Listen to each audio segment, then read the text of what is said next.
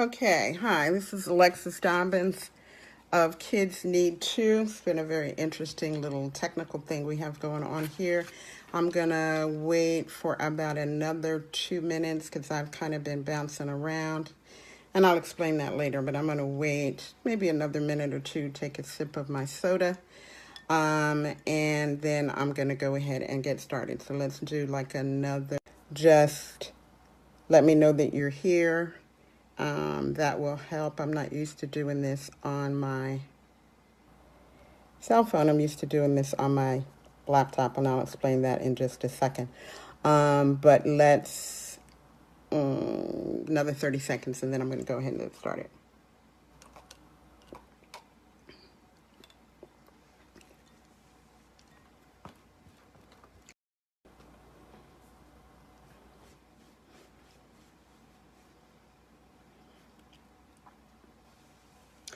Hi, Amelia. Our guest of honor is here, Zack Morse II. And based on that, I think I'm going to go ahead and jump right in.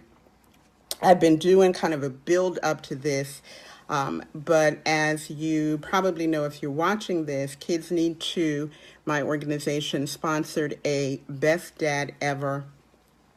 I don't like to call it a contest, but we did sponsor a Best Dad Ever event, if you will, sort of like a digital event, culminating on Father's Day.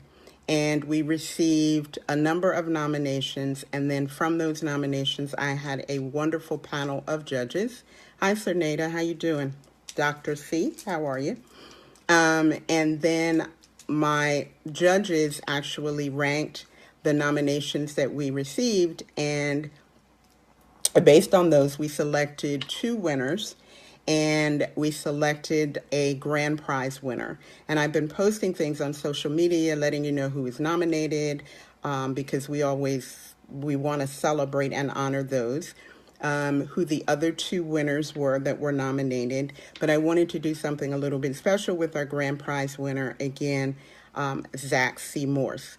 So today, for just a few minutes, we're going to talk to Zack. I'm going to ask him a couple of questions, but I really want to give him an opportunity to kind of talk about what he's doing and what's going on with him. His story as a father is really amazing. All of the judges were like immediately, oh, we got to do something for this guy. We really got to celebrate this guy.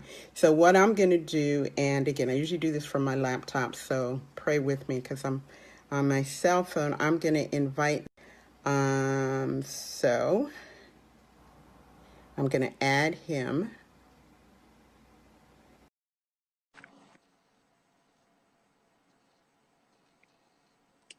And my phone says that it is adding him. And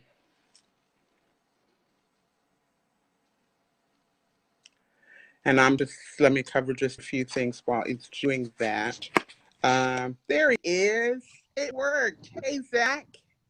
Hello, hello. How are you? I'm good. How are you? I'm good.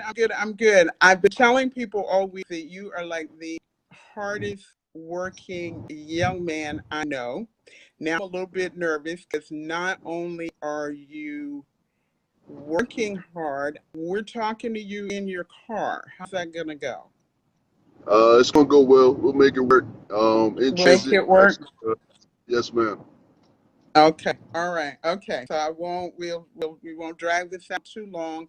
Hey, Alexis, how are you? This is great. His mother and sister are on the call. This is wonderful. But first of all, I've been saying this all week. I haven't had a chance to personally sort of look you in the face and say it. But again, congratulations for being our grand prize winner. As I said, folks, the judges looked at the nomination and they were like, okay, this is the guy. This is him. We got to get him. I So, appreciate that. okay, no, we just appreciated getting the nomination from your mother and just really being able to celebrate you. So I'm going to stop talking for right now. What I want to ask you in your own words, if you can tell us a little bit about your co-parenting situation / relationship. Just tell us whatever you're comfortable with. And it's raining. Um, So my oldest daughter resides in Texas. Okay. Um, Very early on in the process, was kind of pulled to the court system, um, kind of blindsided, if you will. With the it was mainly child support. It Okay. kind of came out of nowhere. Started that process. It was an ongoing process, um, still ongoing, if you will.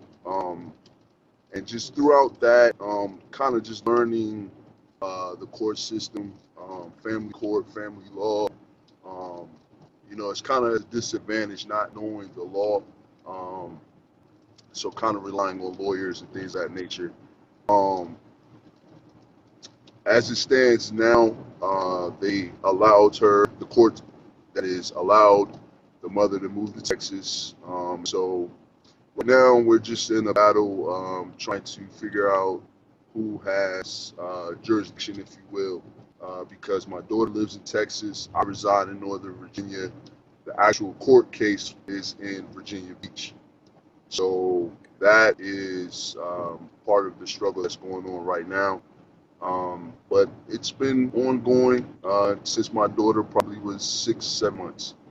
Okay. And again, for folks who are watching, how old is your daughter now again? On the 30th of May, she turned 6. She turned 6. Okay. And how often are you able to talk to her?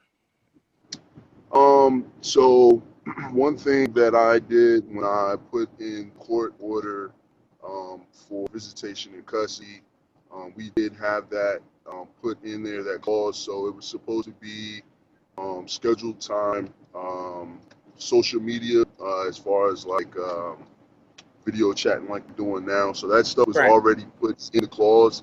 It was supposed to be anywhere from 3 to 5 times a week. I think the correct terminology is dedicated time. Okay. It just doesn't happen. If I'm lucky, I'll get, maybe a 2-minute phone call once, twice a week.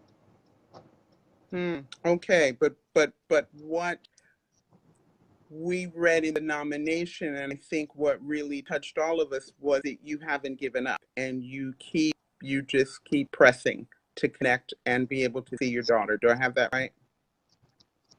Correct. So, like I said, she resides in Texas now.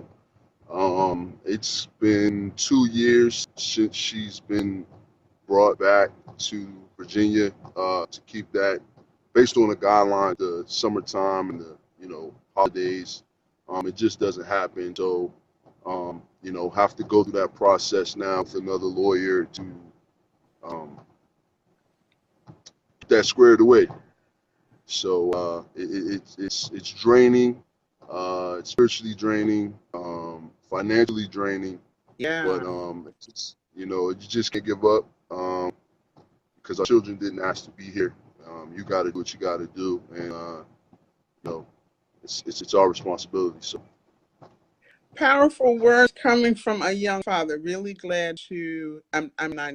We all abhor the situation, but if there's any perfect way to handle a situation like this, what I'm hearing and what I'm seeing, you're doing exactly what you need to do. I mean, you're leaning spiritually. You're making the financial contributions that I'm sure are draining you, but you keep moving and you keep trying.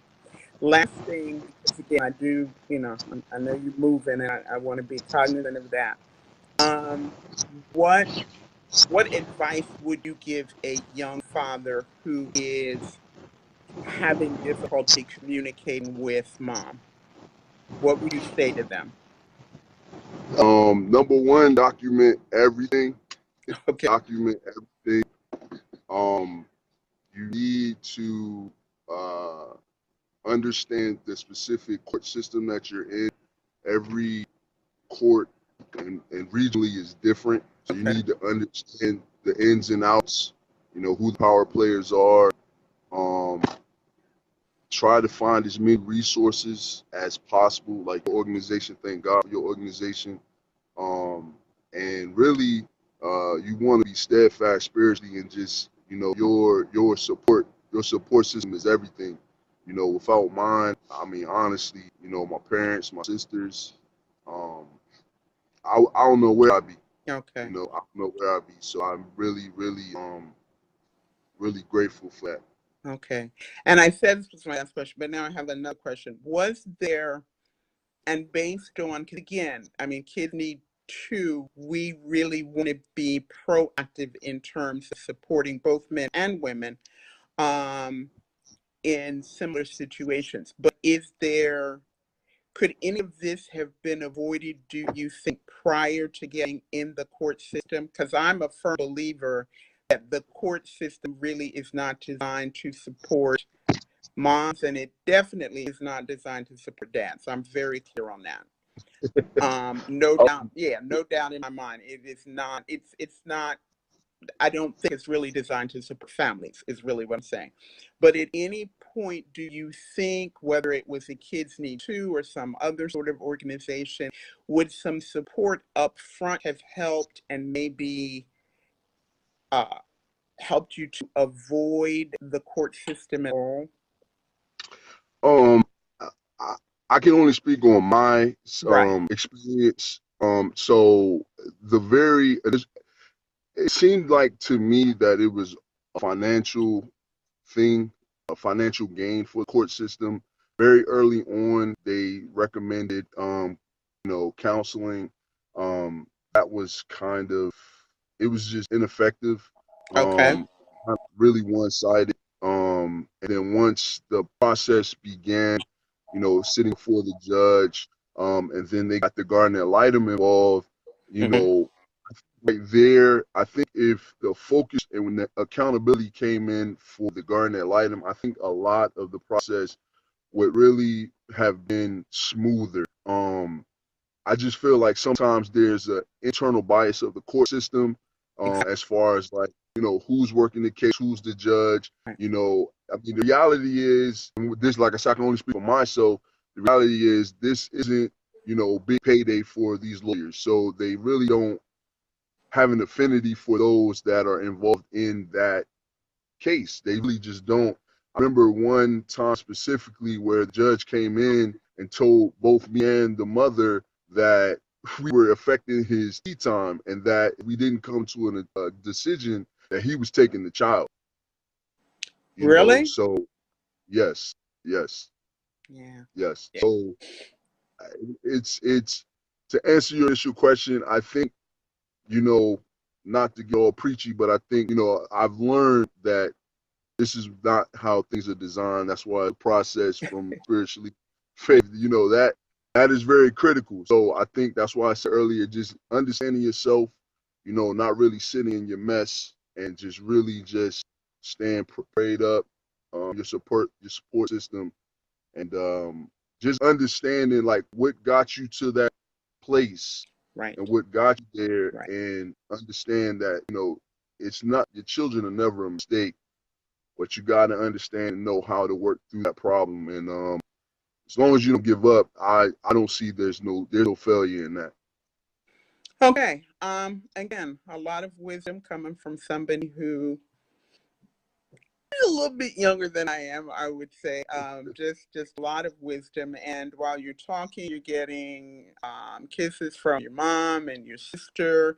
Shauna Bennett says couldn't have nominated a better man. And your mother is continuing. Nana is continuing to pray for the entire situation, as am I. And I just want to reiterate what you said because interestingly enough, and obviously I had no idea what you were going to say, but it really falls so much in line with what we do is that a lot of it is just kind of looking at where you are, what the situation is, pulling in that spiritual piece and then really just trying to work through it and never giving up. It sounds like you've had some really difficult legal experiences, but even in the best, it's hard for the legal system. They don't know you, they don't know the mother, obviously, they don't know your baby. So you're making decisions based on things that are on paper, based on jurisdiction, based on who lives where. And like really rarely, does that turn out to be, do the decisions turn out to be in the best interest of the child? Now, Maryland is a state, I'm just using Maryland as an example, where that's kind of the language. But again, when you look at the specifics, it's hard because you have people who are dealing with circumstances that they're not really aware of. And what we try and do is really to support the individual and kind of guide people through that before you get to that. But where you are, you've got your family, you've got your mom, you've got your dad, you've got your sisters. And I want you to feel that part of doing this whole Best Dad Ever nomination and the award is that I want you to feel that the entire community is behind you. People have been really, really receptive of, once they read the nomination, really proud of you, encouraging you. And, if there's anything I can do, hit me up. I'm going to be including you in some things we're going to be doing, talking with some people about doing something this summer. Would love for you to be on a panel because there are so many dads who don't have the support system that you have. And so they either get frustrated and they walk away. They just kind of throw their hands up. Doesn't mean they don't love their children, but they get in a box and they don't know what to do. And we thank God that you have had the fortitude and the determination to keep moving. So again, I just want to say thank you. Really, really proud of you. Thanks to your mom for the nomination. Thanks to your entire village. I do want to say thanks to my judges again. David Washington, who at some point I want to connect you with him because his organization exists solely to help men deal with the court system and things like custody and getting justice in the court. So I do want to connect you with him. David Grogan, another judge who is running for sheriff in Prince George's County, a single dad himself, has a whole amazingly innovative way of looking at dealing with issues before they get to the court, and that was really why I wanted him to be a part of this. My son is in his 20s, but he's a single father and just kind of pressing through, getting frustrated sometimes. They co-parent pretty well, but it's a struggle sometimes. And so I'm really glad that they were able to be a part of this. Really glad that everybody agreed on. My son called me at like 7 in the morning.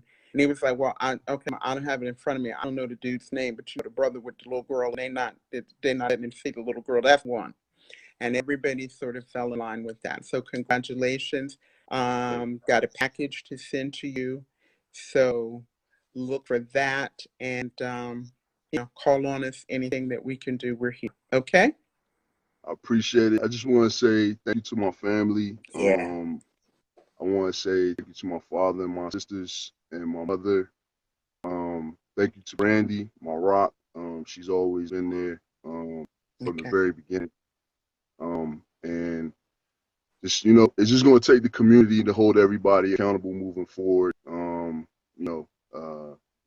Start sowing these seeds very early. And to all the brothers out there and even the mothers who may be dealing with similar situations, don't give up. Take care of yourself mentally, spiritually, physically. And, time is the great equalizer. So just got to hold on. That's it. That's it. Perfect close. You just got to hold on. It's a girlfriend of mine who's gone now, but I hear her now saying, tell him to be encouraged. So you be encouraged. We will be in touch. Your sisters, your mom, they love you to tears and beyond. And it's going to work out. But thank you very much. And I'm going to be calling on you to do some things in the community with me. Okay? I'm here. All right. Thanks. I appreciate you. All right. All right. God bless. God bless you. Bye-bye.